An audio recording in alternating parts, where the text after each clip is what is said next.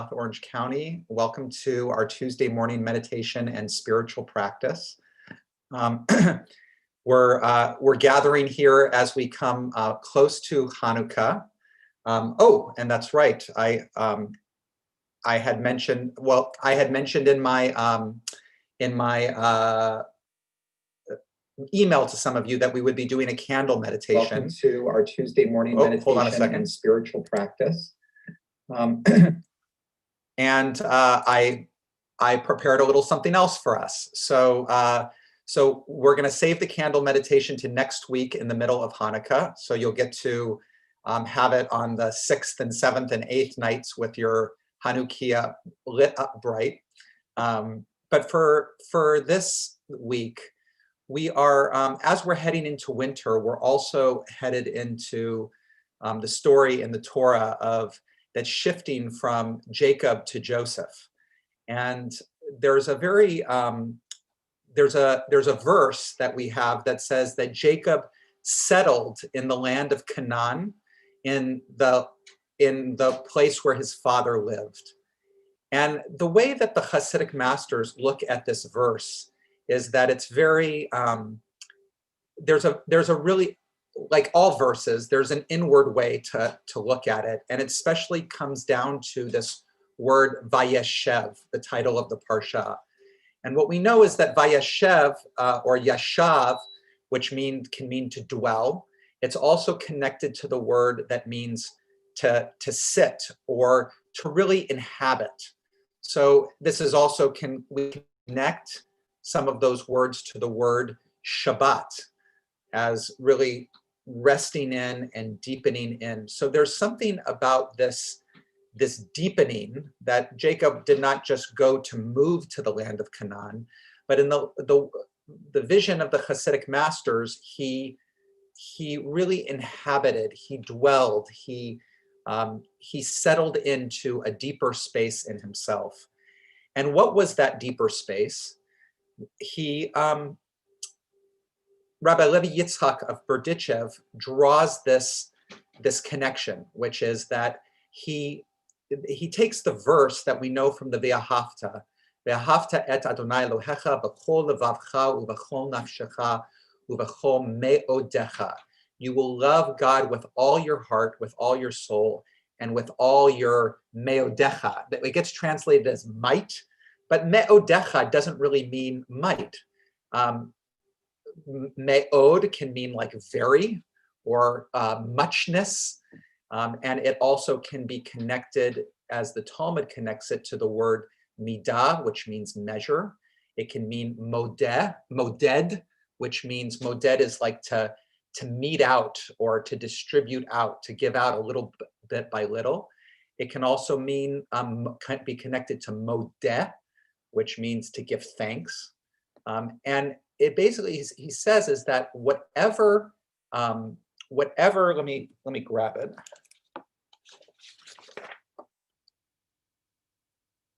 Whatever measure, whatever midah, this is from the Talmud, whatever midah God meets out moded to you, thank God, modeh, greatly, me'od, and say that all God does is for the good.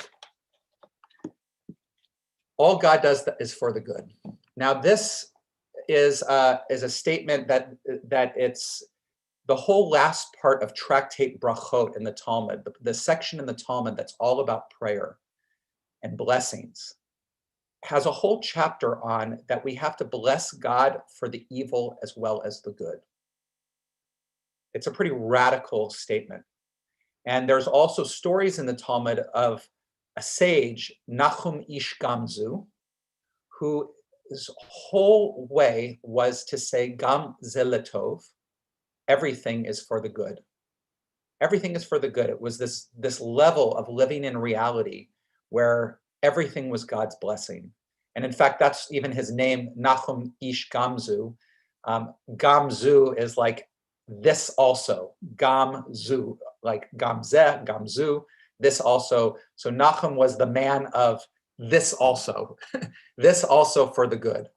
And, you know, this can be a really difficult way of thinking, because for a lot of us, we hear taking everything that comes to us and being able to see or open to the good in it, or open to God's will in it.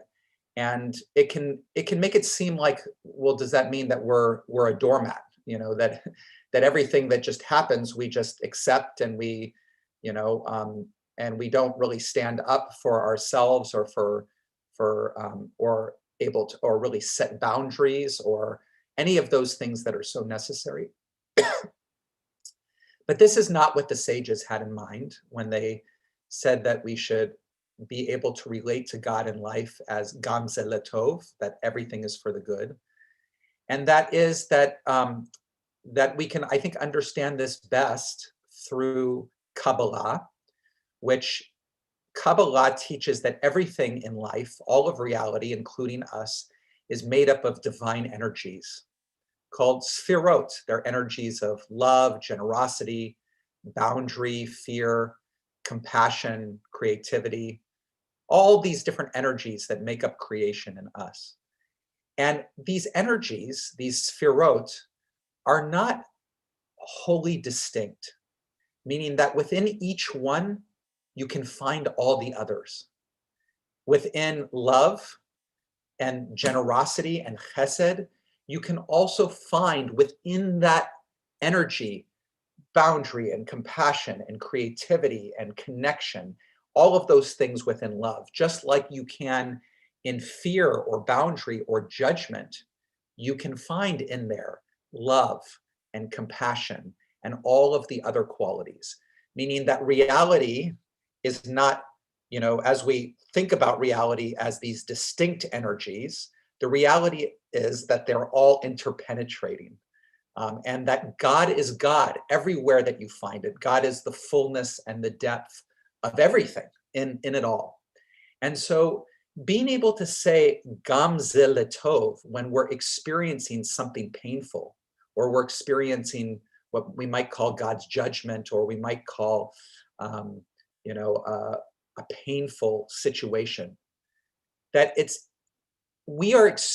reality is unfolding as it is in that moment. And we might be experiencing the pain or the suffering that can go into whatever that is happening in that moment. But also within the energy of that moment and in the reality of that moment is also a goodness, a lovingness, a desire for us to grow. And the question is Gam Ze L'Tov, being able to say this is also for the good, is being able to look at any moment, even the harsher moments, and look for the good in it, and open to the blessing that's inside of it. This is also the image of Moses drawing water from the rock, right? Water is like love and blessing and goodness, and the rock is hard, and is that kind of judgment. And so this drawing water from the rock is, the depth of Moses to be able to see, even in the rock, that there is water, that there is something nourishing, that there is something life-giving. So all of this is what it meant that Jacob settled Vayeshev Yaakov in the land of Canaan, Migurei Aviv, in the place where his father lived. And what's interesting is Jacob's father is Isaac, which is also identified in Kabbalah as boundary, as fear.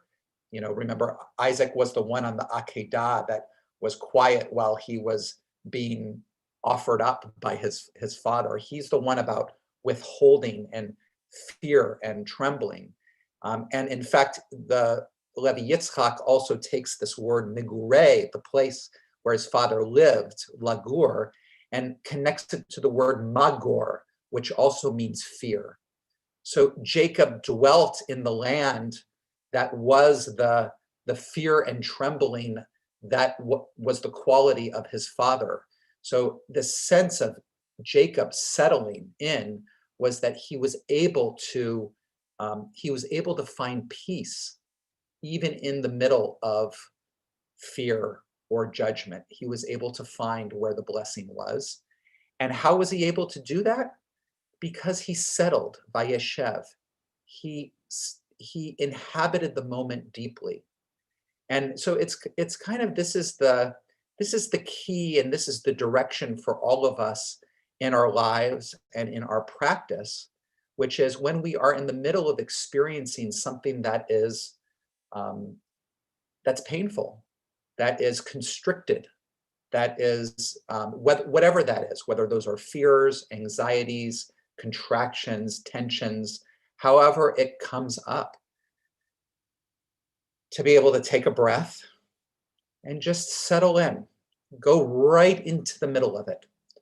Go right in and hold that peace in your heart. Gam ze letov. This also has goodness. This also, let me open to that.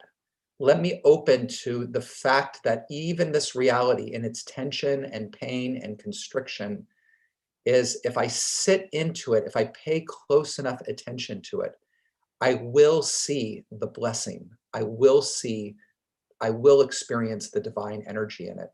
And it's kind of like it's a piece of faith that really allows us to stay present and open to that tov, that good that's in whatever it is. And that's really the heart of what we're practicing during our meditation.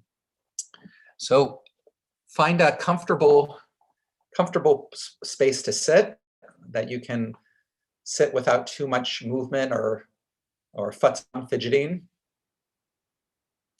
And we'll start with a melody.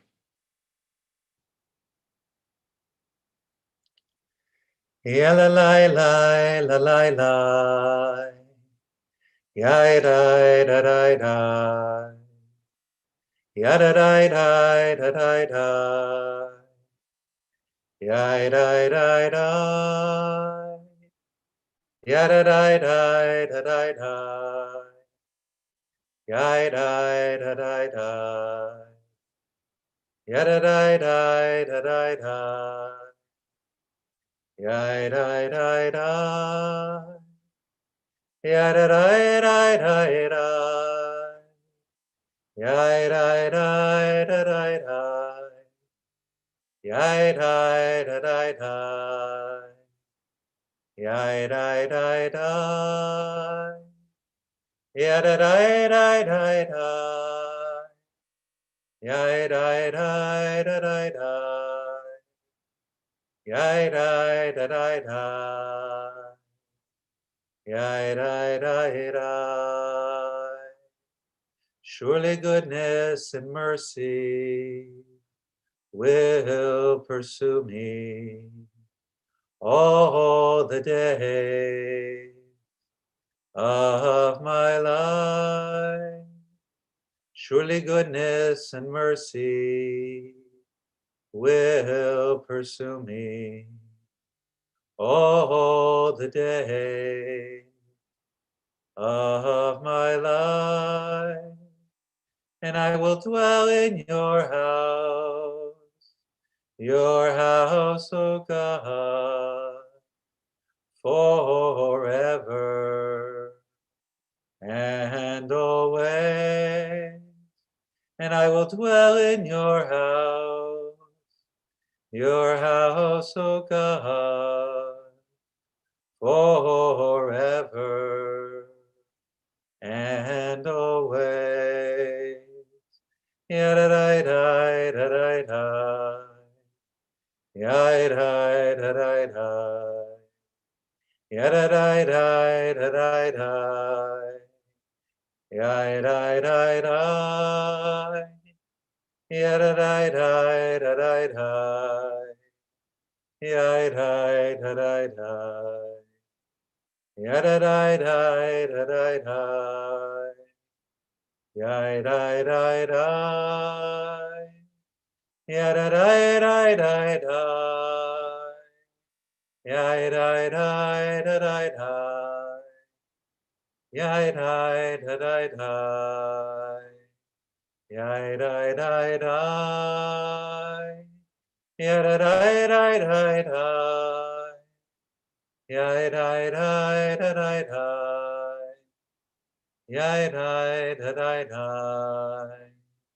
Ya da da da.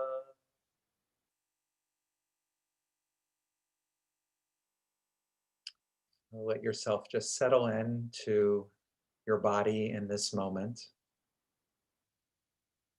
Noticing the pressure of your bottom on the chair, the cushion, the contact between the bottom of your feet and the floor, the length of your legs as they connect your feet to your hips, the distance between the bottom of your spine and the top of your head, the way your arms hang out of your shoulders and the resting place of your hands.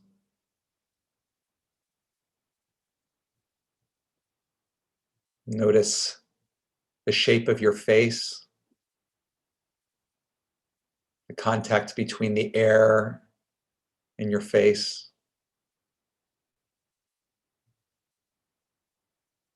Allow yourself to be aware of the entire shape of your body, all of the sensation, tingling that go along with every part of your bodily experience.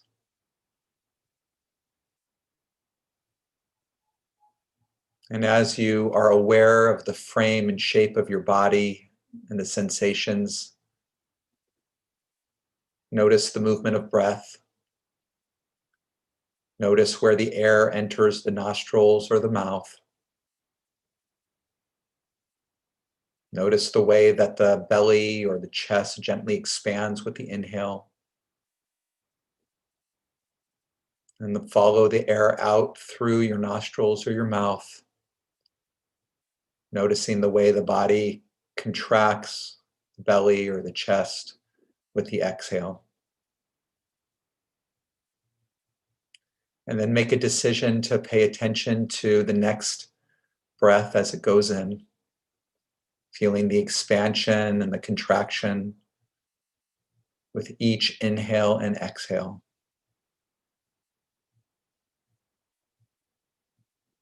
Making a decision to be present in this moment with breath, with body.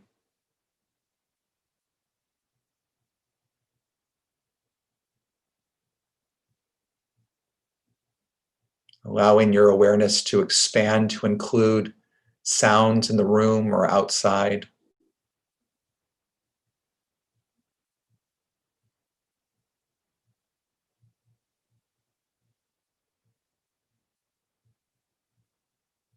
And it's at the same time that you're aware of sound and breath and body sensation, all that makes up this moment. You can also be present to the images or pictures or concepts that arise in your mind, like shadows that play out in your awareness of this moment.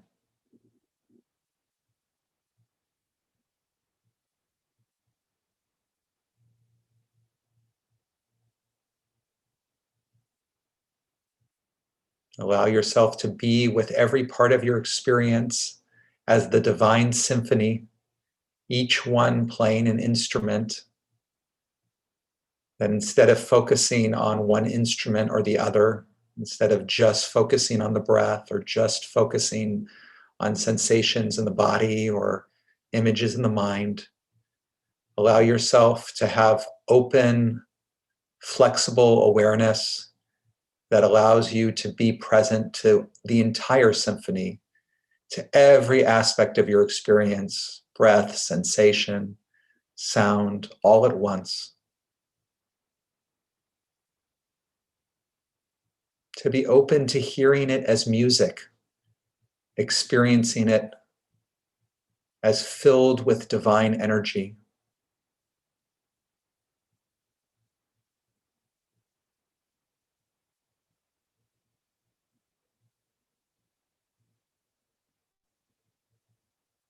where the mind may register discomfort or may have an aversion to one part or another part of the experience.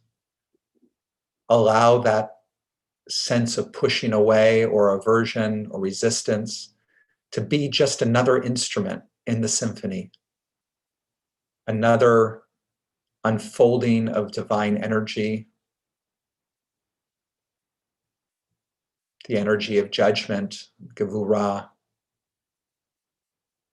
that you get to allow to be part of the symphony.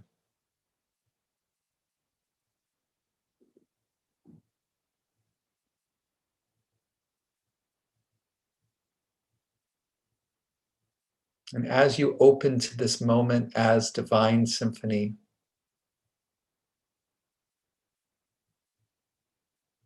let yourself rest in that knowing that everything is filled with divine energy, that everything has that goodness.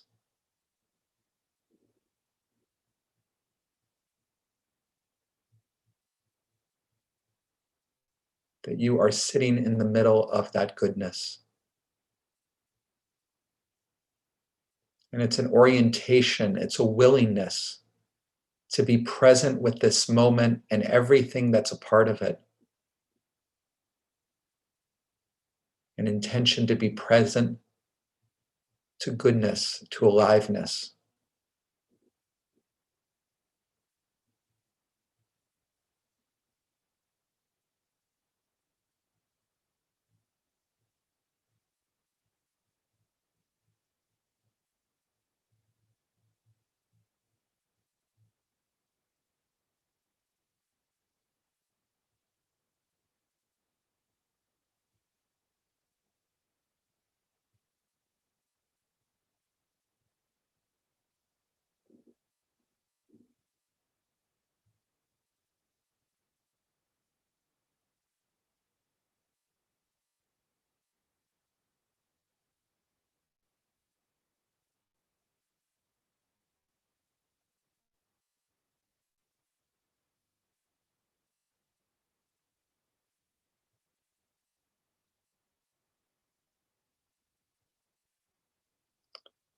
As you bring a heart of openness to this divine symphony of the moment.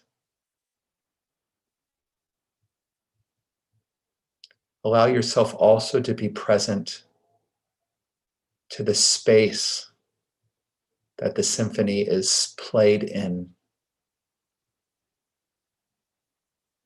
Almost as if the symphony was a band that was floating in outer space, infinite space in all direction.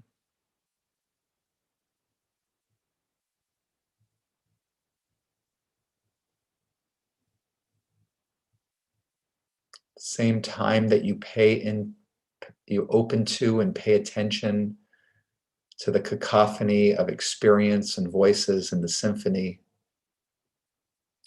Also sense the space that the symphony floats in.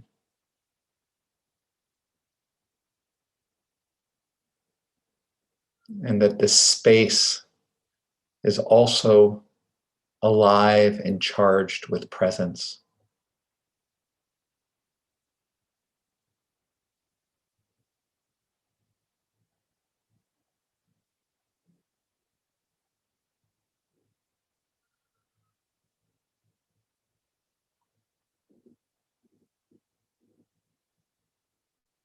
You are this space.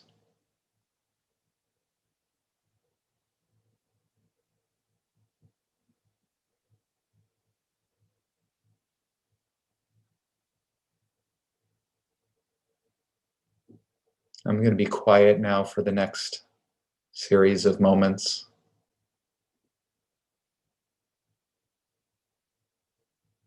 And I invite you to be present with the symphony,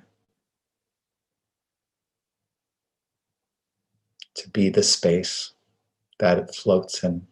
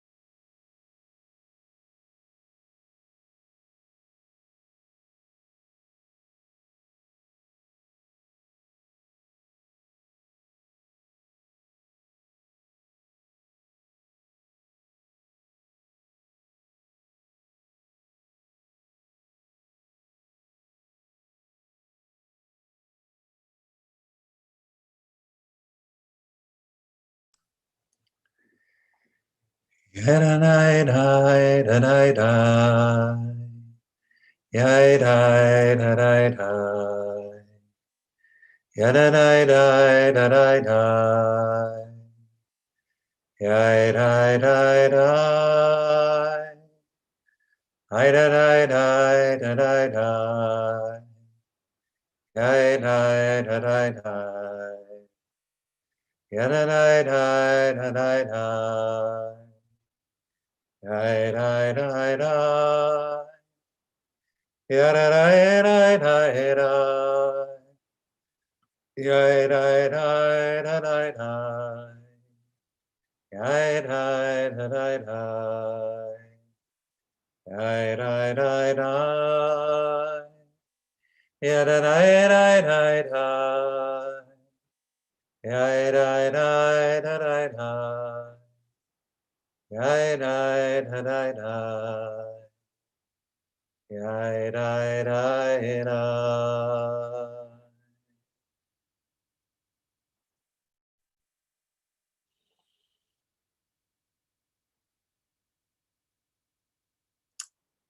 Thank you, everybody, for the silence together. You can take a few deep breaths. Feel yourself present in the space together. And the floor is open for questions or comments.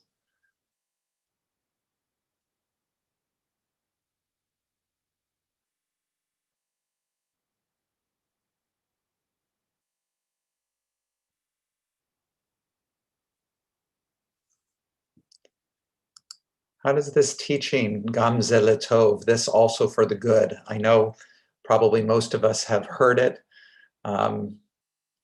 Might think it's a cute little teaching, but as far as really taking it seriously, what comes up when you really like open to trying to have that perspective and attitude in the middle of difficult situations?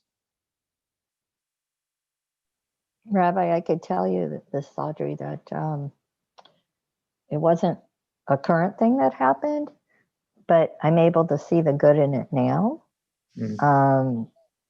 So this is something to try to see the good in it as it's going. I mean, I've heard a lot of good gems about COVID, you know, like slowing down, life's a little simpler now, you know.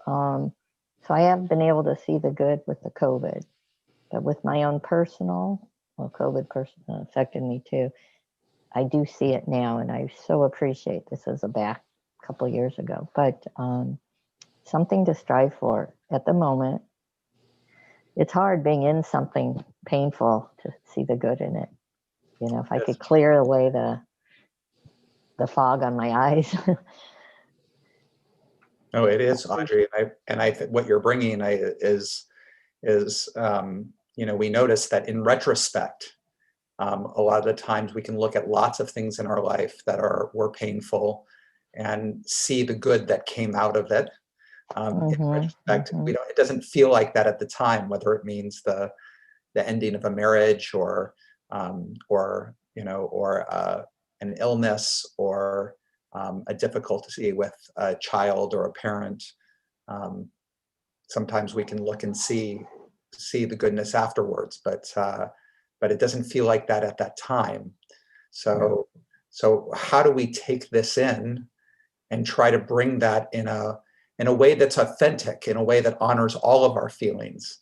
Because again, you know, it's really important that this teaching does not imply that we don't set boundaries, that we don't stand for what we believe in the moment of whatever it is, but it's saying that what does it mean to be able to have a heart that's open to that goodness in a difficult situation, even as we may need to take action or make some choices or whatever it is.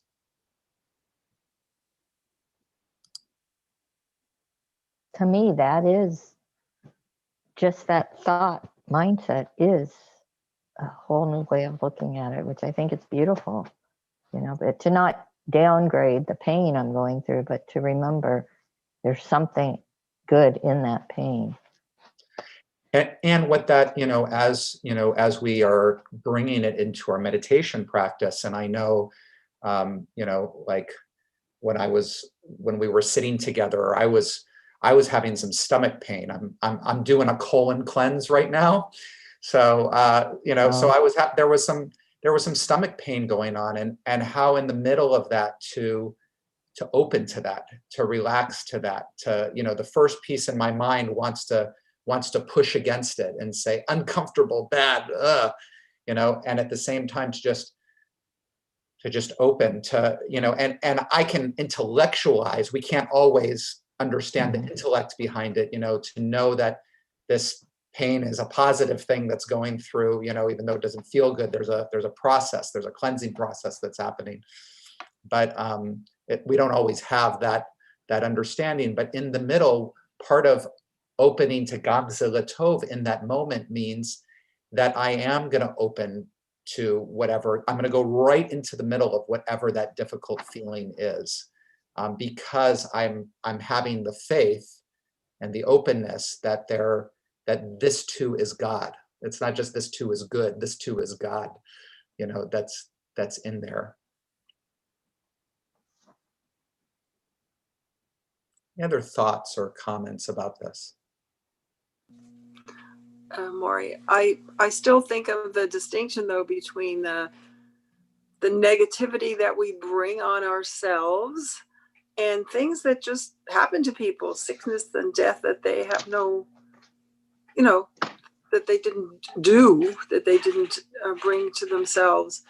Although even in those situations, and I guess what you're getting at is that you have to develop some kind of belief in your own survival and ability to get through, that somehow you have a way to cope with it. But, to me, there's a huge difference, because when I'm sitting here with you and I'm meditating, having negative thoughts, I know that I'm bringing that on myself, and I have to find ways to, to deal with that, which is very different from something that happens to me. Right. Yeah, well, that's a good point, Maury. It's like pain and discomfort is part of life, right? Mm-hmm. It's part of having bodies that decay. It's part of, it's part of change, that everything is changing and everything is dying at the same, time that new life renewal is coming in. So all of that pain and discomfort will always be present in our lives. And the question is, but, suffering, that we might link to really what our relationship is to that pain and that discomfort. In a meditation session, this is really why we call this spiritual practice, is because, in a moment of having a controlled environment, right, which is, sitting, being together, closing our eyes, not having a whole bunch of distractions that are outer distractions that are around. We're creating this environment where we can practice being able to have those negative thoughts as you're mentioning that are coming up, and be able to practice. It's just part of the symphony. It's part of the divine practice. And the more that we orient towards ourselves, the more that we get a feel and get used to being able to relate to our experience in that way, the more that it will be available to us when we are out there in the world, in our lives, in a moment, and that stuff is actually, there's something that's happening that's challenging. Oh, I can open to the good here.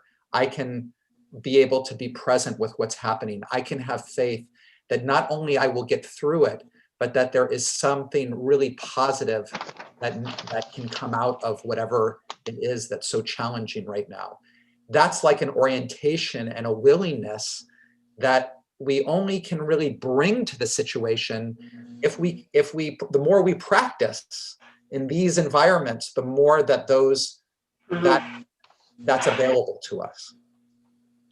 Yes, because I think for some people it might be, when they're hit with bad things, that they may focus on why me, I don't deserve it, or it's not fair. But I really admire people who can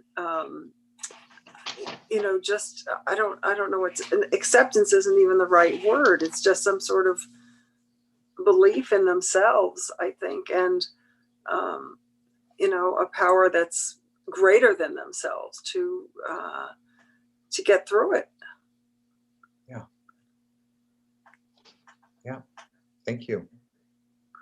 Thank Any you. other comments? Anybody who hasn't spoken yet that would like to share something or ask something?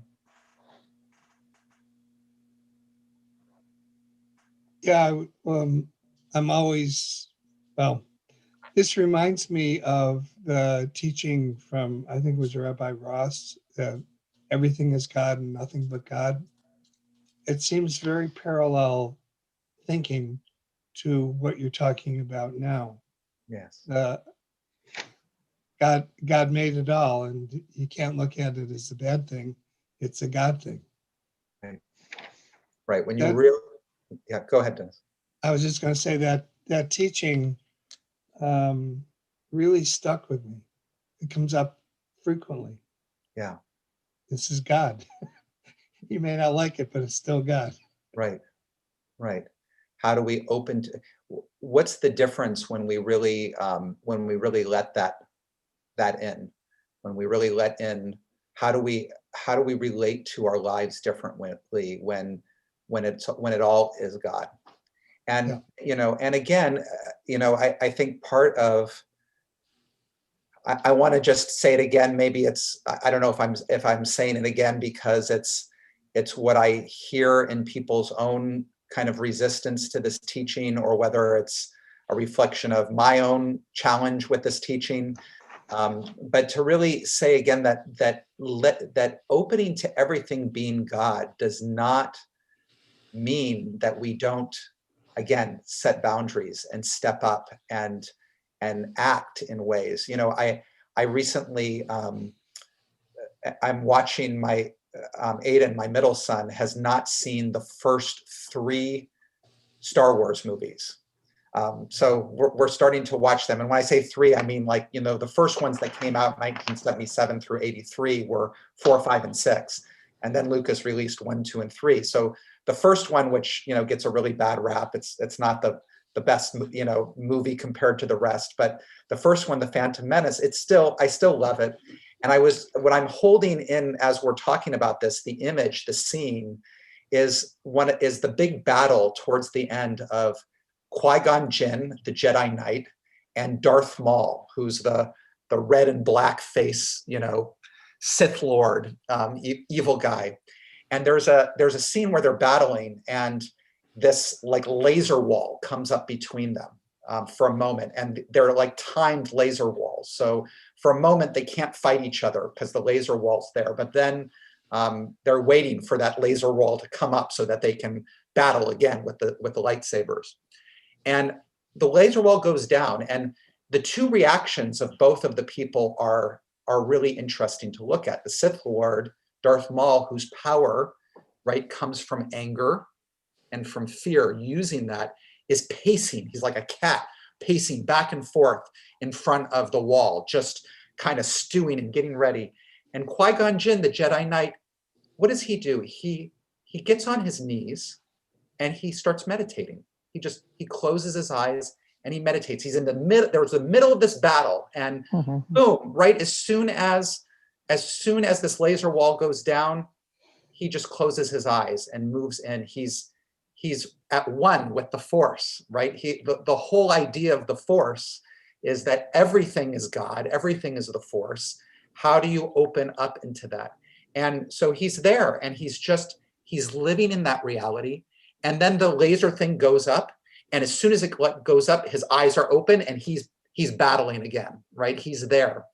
But you know, the real sense of how Lucas portrays the whole story of Jedi and Force and battle and all that kind of stuff is that even in the middle of the battle, he is in this state of awareness of all is Force. That's where his power comes from. It comes from being able to dance with that energy and move with that energy and be one with that energy. And you get to see that clearly through the scene, because as soon as he has an opportunity to stop, he's meditating. He's right there in it.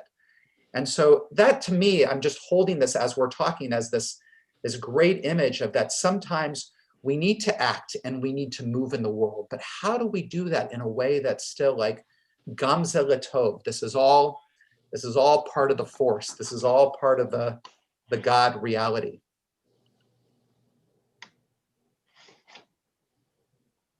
Okay. Well, thank you. Oh, Eileen, go ahead. One last comment. You got to unmute, Eileen. Eileen, unmute. The saying that we should pray that we can pray. The more we pray, the more it'll come to us. I think it comes with this too. We can't wait until something terrible happens. We have to be prepared, and we have to dwell with God and practice dwelling with God. So then maybe by then, God help us, we will be able to use that practice to deal with whatever comes to us. Amen. Amen. Beautiful. I couldn't have said it better. Thank you, everybody, for a wonderful morning. Hanukkah Sameach. Happy Hanukkah. We start Thursday night, and you should be seeing that there's a couple of neat things going on. You'll be getting an email with kind of meditations and thoughts each night of Hanukkah from Cantor Young and myself, and and things to reflect on for each night of Hanukkah. We'll have a really lovely Hanukkah Shabbat service on Friday night, and on Saturday night, our big Hanukkah drive-in event where we'll be together all in our cars.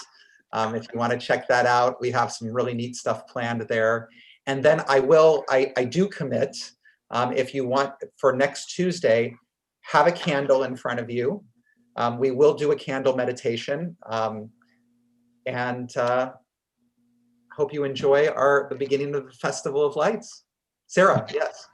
We also have a kibbutz and community on Friday at 5. At 5, thank And you. we invite you all to come and schmooze with us. Excellent, thank you. All right, take The care. first night of Hanukkah is Thursday night. Thursday night. Yeah.